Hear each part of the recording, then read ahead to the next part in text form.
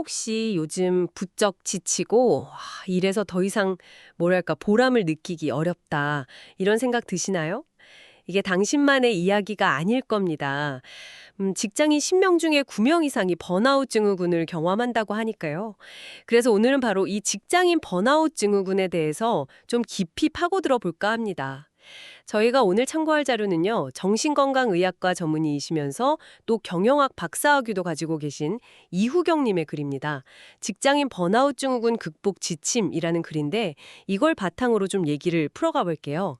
이번 탐구를 통해서 번아웃이 정확히 뭔지, 그리고 왜 생기는 건지, 특히 요즘 그 MZ 세대에게서 왜 이렇게 더 두드러지는지 이런 걸 좀 살펴볼 거고요. 그리고 가장 중요하게는 이 번아웃에서 그럼 어떻게 벗어날 수 있는지 좀 실질적인 방법들을 같이 찾아보겠습니다. 네, 당신의 일과 삶에 꼭 필요한 통찰을 발견하는 시간이 되기를 바라면서 자, 그럼 본격적으로 시작해 볼까요? 번아웃 증후군 이거 WHO 세계보건기구에서도 직업 관련 현상이다 이렇게 분류하면서 건강에 영향을 미친다고 주목하고 있잖아요. 대표적인 증상으로는 보통 만성적인 피로감, 아니면 일과 좀 심리적으로 거리를 두게 되는 거, 그리고 업무 능력 저하, 이런 것들을 꼽는데 이게 정확히 어떤 상태인지 조금 더 설명해 주실 수 있을까요?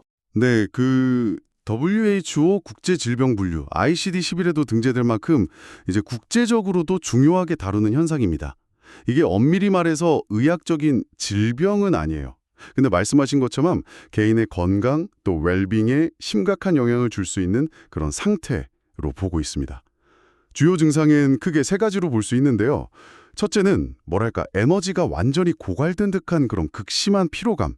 둘째는 자신의 일에 대해서 좀 냉소적이 되거나 심리적으로 거리가 멀어진 듯한 느낌. 그리고 셋째는 예전보다 업무 효율이나 성과가 좀 떨어졌다. 이렇게 느끼는 직업적 효능감 저하. 네, 이 세 가지입니다. 진짜 주변에서도 이런 어려움 말씀하시는 분들 심심찮게 볼 수 있는 것 같아요. 직장인 90% 이상이 경험한다니, 와, 이거 거의 보편적인 문제라고 봐도 괜찮겠네요? 네, 그렇습니다. 어떻게 보면 현대 직장 환경 자체가 번아웃을 유발하기 쉬운 그런 구조를 좀 가지고 있는 면도 있죠. 많은 직장인들이 마치 기계 부품처럼 정해진 역할만 반복하거나 아니면 과도한 책임감 속에서 에너지를 계속 소진하는 경우가 많잖아요. 원인을 조금 더 구체적으로 보면요. 내가 하는 일에 비해서 보상이 충분하지 않다. 이렇게 느낄 때 또는 감당하기 어려운 과도한 업무량에 시달릴 때 그리고 조직 내에서 내 역할이나 기여가 좀 미미하다. 이렇게 느끼는 일종의 존재감 부족을 경험할 때 네, 이럴 때 번아웃이 찾아오기 쉽습니다. 특히 좀 흥미로운 통계는 입사 후 한 6년에서 9년 차, 이 사이에 번아웃을 경험하는 비율이 높다는 종이에요. 6년에서 9년 차요? 그 시기가 좀 애매한가요? 네, 그렇죠. 보통 경력도 쌓이고 책임감도 커지고 그러면서 동시에 가정이나 개인적인 삶에서도 좀 중요한 변화들을 맞이하는 경우가 많거든요.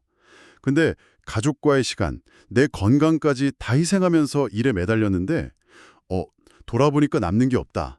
이런 깊은 회의감이 들면서 번아웃으로 이어지는 경우가 흔합니다. 또 연차가 좀 낮은 직원들 있잖아요. 이런 경우에는 조직 문화나 관계 속에서 자기 감정을 솔직하게 표현하기보다는 좀 억누르는 경향이 있어요. 그렇죠. 아무래도 좀 눈치를 보게 되니까. 맞아요. 이런 감정 억압이 계속 반복되면 감정 자체가 메말라 버리는 상태, 그러니까 정서적 고갈로 이어질 수가 있습니다. 그리고 연차랑 상관없이 나타나는 문제로는 지나친 성과주의나 완벽주의에 기반한 일중독, 이것도 들 수 있죠. 일 중독이요? 네, 이게 참 아이러니한데 성공을 향한 강한 열망이나 완벽을 추구하는 태도가 오히려 자기 자신을 지치게 만들어서 번아웃의 길로 이끌 수 있다는 겁니다. 여기서 정말 눈에 띄는 통계가 하나 있더라고요. 최근 조사 결과를 보니까 20대, 30대 신입사원 그룹에서 거의 절반 가까이가 번아웃을 호소한다. 이런 결과가 나왔어요. 50대 이상하고 비교하면 거의 2배나 높은 수치인데 이건 저도 좀 의외였습니다. 보통 사회 초년생이면 열정, 에너지 이런 게 가장 넘칠 시기라고 생각하기 쉽잖아요. 그쵸? 네. 근데 왜 이런 현상이 나타나는 걸까요? 바로 그 지점이 이 문제를 이해하는 데 아주 중요한 열쇠가 됩니다. 이들 세대가 어떤 성장 과정을 거쳐왔는지를 좀 살펴볼 필요가 있어요. 아시다시피 어린 시절부터 정말 극심한 입시 경쟁에 시달렸고 대학 가서는 또 치열한 취업 경쟁에 내몰렸죠. 거의 뭐 십수년 이상을 오직 좋은 학교, 좋은 직장이라는 목표 하나만 보고 숨가쁘게 달려온 거예요. 그런데 정작 그렇게 원하던 입사라는 목표를 딱 달성하는 순간, 오랜 시간 달리느라 에너지가 완전히 방전되어 버리는 거죠. 그런 현상이 나타나는 겁니다. 아, 그러니까 마치 마라톤 완주 지점을 딱 통과했는데 쉬지도 못하고 바로 다음 경기를 뛰라고 하는 그런 느낌일 수도 있겠네요. 그동안 너무 앞만 보고 달려왔으니까 막상 결승선에 도착하니까 뭘 해야 할지, 아니 뭘 하고 싶은지조차 모르는 그런 상태가 되어버린 걸까요? 네, 비슷한 맥락으로 이해할 수 있습니다. 거의 뭐 20년 가까이 공부하고 취업 준비하고 여기에 매달려서 에너지를 다 소진했으니 이제는 좀 쉬고 싶다 이런 마음이 드는 것도 어찌 보면 당연한 거죠. 사회생활 출발선에 섰는데 이미 에너지는 바닥인 상태일 수 있다는 거예요. 이 자료에서는 번아웃으로 가는 과정을 크게 두 단계로 설명을 하는데요. 첫 번째 단계는 스트레스로 인한 만성적인 피로 상태, 이걸 탈진, 익소스티션이라고 부릅니다. 탈진이요. 불감, 불안감, 수면 장애 같은 문제들이 나타날 수 있어요. 그리고 이 스트레스가 단순히 기분 문제를 넘어서 면역력을 떨어뜨려서 고혈압, 당뇨병 같은 만성 질환이나 심지어 암 발병 위험까지 높일 수 있습니다. 그리고 이 탈진 상태가 더 극심해져서 일에 대한 에너지가 완전히 방전되고 일 자체에 대한 의미나 흥미를 완전히 잃어버리는 단계. 이게 바로 우리가 흔히 말하는 번아웃 상태라는 거죠. 아, 연료가 다 타버린 자동차 같은 상태? 맞습니다. 더 이상 앞으로 나아갈 동력을 상실한 상태죠. 이때는 아주 깊은 회의감, 무력감, 또 냉소적인 태도와 함께 극심한 피로감을 느끼게 됩니다. 근데 사람은 일만으로 살 수는 없잖아요.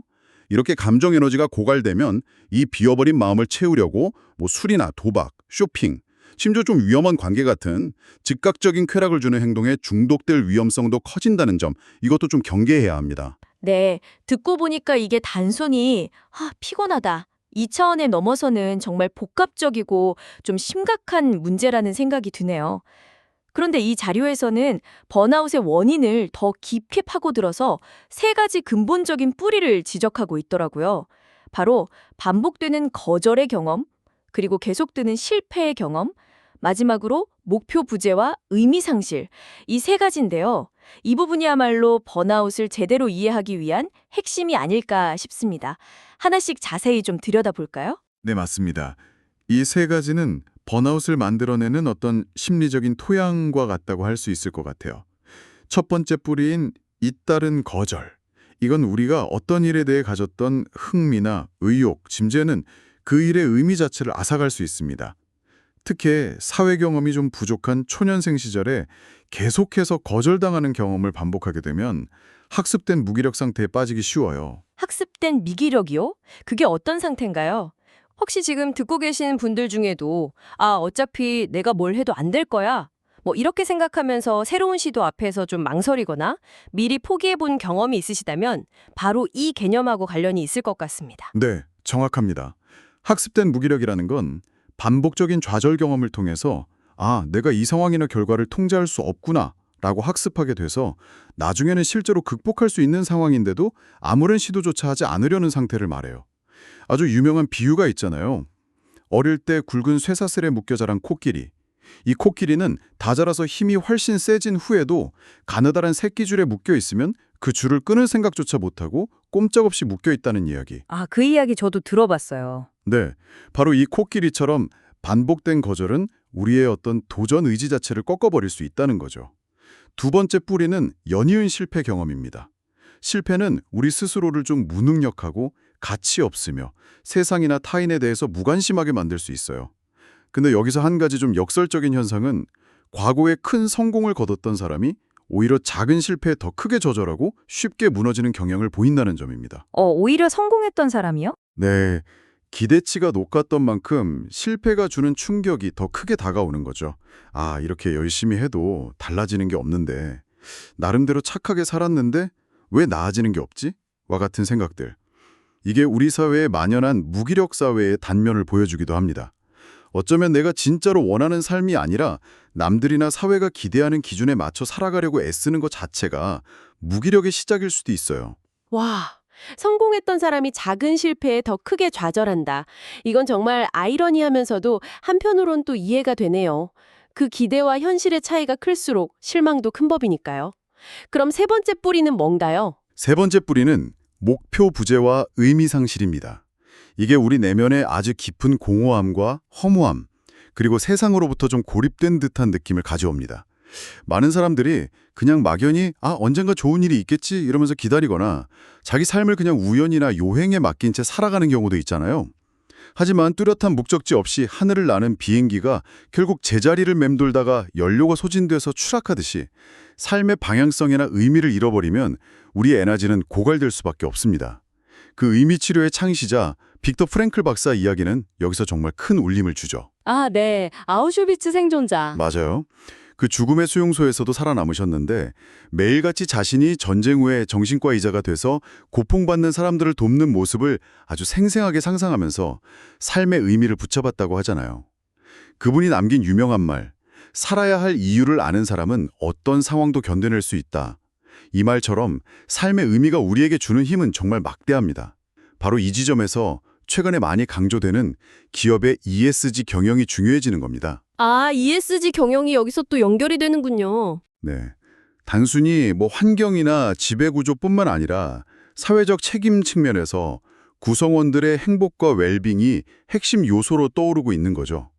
직원들의 번아웃 상태에 빠져서 불행하다면 그 기업은 혁신이나 생산성 향상은 물론이고 장기적으로 지속 가능한 성장을 기대하기 어렵습니다. 따라서 직원 번아웃 관리는 더 이상 단순한 복지 차원의 문제가 아니라 기업의 생존과 성장에 직결된 핵심 관리 지표로 다뤄지고 있는 추세입니다. 그렇군요. 번아웃이 단순히 개인의 문제를 넘어서 사회와 기업의 지속 가능성까지 연결되는 아주 중요한 이슈라는 말씀이시네요. 자, 그렇다면 이 깊고 복잡한 번아웃의 늪에서 벗어나기 위해서 우리는 구체적으로 뭘 해야 할까요? 이 자료에서는 어떤 해결책들을 제시하고 있나요? 네, 이 자료는 번아웃 극복을 위한 핵심 전략으로 크게 세 가지를 제안합니다. 바로 충전, 회복, 부여 이렇게 세 가지예요. 첫 번째는 말 그대로 방전된 에너지를 다시 충전하는 겁니다. 충전. 제일 기본이겠네요. 네, 에너지를 충전하기 위해서는 몸과 마음 그리고 감정을 좀 종합적으로 돌봐야 하는데요. 우선 가장 기본은 몸 챙기기입니다. 아침밥 거르지 않고 챙겨 먹어서 하루를 시작할 에너지를 얻고 또 매일 꾸준히 걷거나 가벼운 운동을 통해서 활력을 되찾고 무엇보다 잠을 충분히 자서 몸과 마음이 재충전될 시간을 확보하는 거, 이게 중요합니다. 다음으로는 생각 멈추기 연습입니다. 생각을 멈춘다. 네, 머릿속을 끊임없이 맴도는 그 부정적인 생각이나 걱정들로부터 잠시 벗어나는 거죠. 예를 들어서 원치 않은 생각이 딱 떠오를 때 속으로 그만! 이렇게 외쳐서 생각의 고리를 끊어보거나 아니면 하루에 잠시라도 의식적으로 좀 멍하게 시간을 보내면서 머리를 비우는 연습을 하는 것. 이것도 도움이 될 수 있습니다. 때로는 혼자 조용히 여행을 떠나서 일상에서 벗어나 보는 것도 생각을 정리하고 새로운 관점을 얻는 데 효과적이고요. 마지막으로 메마른 감정 채우기 활동도 필요합니다. 억눌렀던 감정을 좀 건강하게 해소하는 건데요. 슬픈 영화 보면서 펑펑 울어보는 것도 좋고 옛 추억이 담긴 장소를 찾아가서 따뜻했던 기억을 떠올리거나 오랜 친구 만나서 속 깊은 대화 나누면서 서로에게 위로와 지지를 건네는 것. 이것도 감정 에너지를 채우는 아주 좋은 방법이죠. 이 자료에서는 더 나아가서 가끔은 밤하늘의 별을 보거나 자연 속을 거닐거나 혹은 좀 활기찬 사람들을 관찰하면서 더 큰 존재와 연결되는 느낌을 갖는 천지인 충전법을 제안하기도 합니다. 천지인 충전법이요. 좀 흥미로운데요. 네, 거창하게 생각할 건 없고요. 그냥 잠시 일상에서 벗어나서 광활한 우주나 자연의 생명력, 사람들의 온기 속에서 환기하는 시간을 갖는 거죠. 네, 에너지를 다시 채우는 것도 중요하지만 번아웃을 겪으면서 아무래도 자존감이 많이 무너졌을 텐데 이걸 다시 세우는 과정도 꼭 필요할 것 같아요. 거절이나 실패 경험은 우리를 참 작아지게 만들잖아요. 네, 정확히 보셨습니다. 그래서 두 번째 전략이 바로 자존감 회복입니다. 반복된 거절로 인해서 위축된 마음에는 분리기법이라는 걸 활용해 볼 수 있어요. 분리기법이요? 네, 이건 상처받았던 과거의 상황을 마치 영화 스크린 속 장면처럼 한 발짝 떨어져서 객관적으로 바라보는 연습이에요. 즉, 그 상황과 나 자신을 감정적으로 분리시키는 거죠. 눈을 감고 심호흡을 하면서 거절당했던 순간을 떠올리되 아, 그건 그냥 지나간 하나의 사건일 뿐이지 나의 가치를 결정하는 건 아니야. 이렇게 인식하는 연습을 통해서 나는 여전히 괜찮은 사람이고 나는 내가 좋다는 긍정적인 자기인식을 강화할 수 있습니다. 아, 상황과 나를 분리해서 객관적으로 본다. 쉽지는 않겠지만 그 감정의 파도에 계속 휩쓸리지 않으려면 꼭 필요한 연습이란 생각이 드네요. 실패 경험에는 그럼 어떤 방법이 도움이 될까요? 실패 경험으로 인해서 무력감을 느낄 때는 반대로 연합 기법, 어소시에이트가 도움이 될 수 있습니다. 연합 기법? 이건 또 뭔가요? 이건 과거에 자신이 가장 잘 나갔던 시절, 성공하고 성취감을 느꼈던 그 순간의 긍정적인 감정과 느낌을 현재로 가져와서 합치는 연습입니다. 눈을 감고 심호흡을 하면서 그때의 자신감, 뿌듯함, 충만했던 에너지를 최대한 생생하게 떠올리고 그 느낌을 지금의 내 몸과 마음에 그대로 담아보는 거죠. 그리고 스스로에게 나는 생각보다 훨씬 대단하다. 나는 충분히 해낼 능력이 있다. 이렇게 힘주어 말해보는 겁니다. 이걸 통해서 실패로 인한 좌절감을 딛고 다시 일어설 수 있는 내면의 힘을 키울 수 있습니다. 네, 마지막으로 의미 부여 전략은 어떤 내용인가요? 에너지를 채우고 자존감을 회복해도 결국 내가 하는 일이나 삶에서 의미를 찾지 못하면 다시 번아웃이 찾아올 수도 있을 것 같은데요. 네, 맞아요. 그렇기 때문에 세 번째 전략인 의미 부여가 중요합니다. 여기서 말하는 의미는 거창하거나 원대한 목표만을 뜻하는 게 아니에요. 오히려 아주 사소한 일상 속에서 의미를 발견하고 작은 성공 경험들을 꾸준히 쌓아나가는 것이 핵심입니다. 예를 들어서 아침에 일어나서 오늘은 왠지 좋은 일이 생길 것 같다거나 오늘은 무엇이든 해낼 수 있을 것 같은 기분이야 와 같이 의식적으로 긍정적인 혼잣말을 해보는 것도 좋습니다. 또 하기 싫거나 좀 부담스러운 일이라도 더 이상 미루지 않고 바로 실행에 옮기는 작은 실천들, 이걸 통해서 내가 내 삶을 주도하고 있다는 효능감을 높이는 것이 중요해요. 현재 프레젠트가 우리에게 주어진 소중한 선물, 프레젠트임을 기억하면서 오늘 어떤 일이 일어나든 그 안에서 감사할 점을 찾겠다. 이런 마음가짐으로 하루를 시작하는 태도 역시 의미 부여의 중요한 부분입니다. 설령 지금 당장 내가 원하는 일을 할 수 없는 상황이라 할지라도 그 일을 어떤 태도와 방식으로 해나갈 것인지 이거는 온전히 나의 선택에 달려있다는 점을 기억해야 합니다. 바로 그 어떻게 속에서 우리는 얼마든지 의미를 찾아낼 수 있거든요. 네, 오늘 이야기를 쭉 나눠보니까 이 직장인 번아웃 증후군이라는 게 생각보다 훨씬 보편적이고 특히 젊은 세대에게는 또 다른 이유로 더 깊게 나타날 수 있다는 점을 알게 됐습니다. 그리고 그 원인이 단숨이 피곤함을 넘어서 반복된 거절과 실패, 그리고 삶의 의미 상실 같은 아주 근본적인 문제들과 연결되어 있다는 것도요. 하지만 가장 중요한 것은 우리가 에너지를 의식적으로 충전하고 상처받은 자존감을 잘 돌보면서 회복시키고 또 일상의 작은 순간들 속에서 스스로 의미를 부여하는 이런 구체적인 노력들을 통해서 이 어려움을 충분히 극복해 나갈 수 있다. 이런 희망을 발견했다는 점인 것 같습니다. 근데 여기서 한 가지 우리가 좀 더 깊이 생각해 볼 만한 질문이 떠오르는데요. 아, 어떤 질문이죠? 혹시 우리가 사회적으로 성공이라고 여기는 그 획일적인 기준 자체가 개인들을 끊임없이 소진시키고 번아웃으로 몰아가는 근본적인 원인 중 하나는 아닐까 하는 점입니다. 더 높은 지위, 더 많은 소유, 더 나은 성과만을 향해서 모두가 똑같이 달려가도록 부추기는 그런 사회적 압박 속에서 개인은 지쳐갈 수밖에 없는 것은 아닐지. 어쩌면 진정한 번아웃 예방과 치유는 직장이나 일에서의 성공만을 추구하는 것을 넘어서 직장 밖의 다양한 관계 속에서 혹은 취미나 봉사활동 같은 다른 영역에서 삶의 다채로운 의미와 만족감을 적극적으로 찾아 나서는 데에 그 열쇠가 있는 것은 아닐까요? 이 질문은 오늘 탐구를 마무리하면서 당신이 스스로에게 한번 던져볼 만한 좋은 화두가 될 것 같습니다. 네, 성공의 기준을 다시 정의하고 삶의 다각적인 측면에서 의미와 만족을 찾아보는 것 정말 중요한 질문인 것 같습니다. 오늘 저희와 함께 이 깊이 있는 탐구에 동참해 주셔서 감사합니다. 다음에도 당신의 지적 호기심을 채워줄 흥미로운 주제로 다시 찾아뵙겠습니다.